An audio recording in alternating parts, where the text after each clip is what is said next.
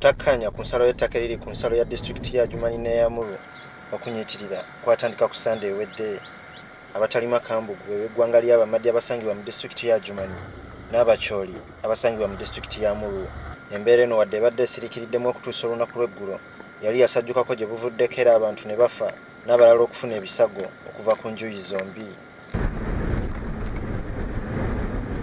Ekitundu ekiyitibwa apawali okulwanagana kya bunkenke mu kiseera kino era ng'olw'ebyokwerinda tulabuddwa okugira nga tuleka okukyetantala olw'obusungu obungi obuli ku njuyi zombi. Kyokka tutuuseeko ku ssomero lya Zoka Primary School mu ggombolola ya Itirikwa mu distulikiti ya Adjumani Abamadya abadduse gye babudamye mu kiseera kino.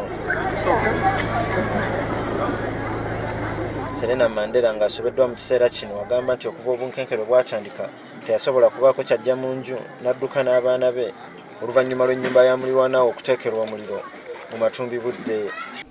Lonya ambuere valo seri banda seri ngakade yoto onzuru aditi onzonane amari nditaro ani dipinako amari amekeuri fefe. Robert Anyanzo naye atubulidde engeri gye yaddukamu n'effumu mu mubiri gwe oluvannyuma lw'okulumbibwa mu nnimiro. When they speared me, I just hold the spear with the left hand and I increased the speed a bit. Now up to my neighbor's place, he was the one who removed it. Mu kiseera kino kikyali kizibu okusala okutuuka ku ludda oluliko Abakyoli naye nga nabo bye banyumya tebyawukana na bino. Abantu nakati bakyemulula nga badduka okuva mu byalo okuŋŋaanira ku ssomero lino erya Zoka. Ekyennaku tewali bukuumi bwonna okuva eri ab'ebyokwerinda ekyongera okubennyisa emitima. Ebiseera obutakkanya bibalukiddewo wakati w'amawanga gombi gano enjala kye kimu ku bintu ebibadde bikutte wansi ne waggulu mu ggwanga era nga ne bano abali mu kubundabunda ssaawa zino kye babadde bayitamu. Basobodde okubeera nga bajja n'akamera akatini ke babadde nako mu nju zaabwe era kaakano ke bagabana wabula ekinaddirira okuva kati nabo tebannakitegeera.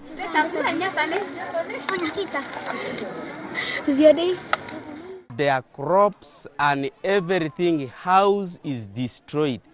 The concern for food is a big one. Secondly, even shelter, because their houses are all burnt. They don't know where they can sleep. As you can see, we are housing them in a primary school, which affects our education service for this primary school. Amyuka ssentebe wa district ya Adjumani John Ambayo ayagala gavumenti ebeeko kyekola ate mu bwangu.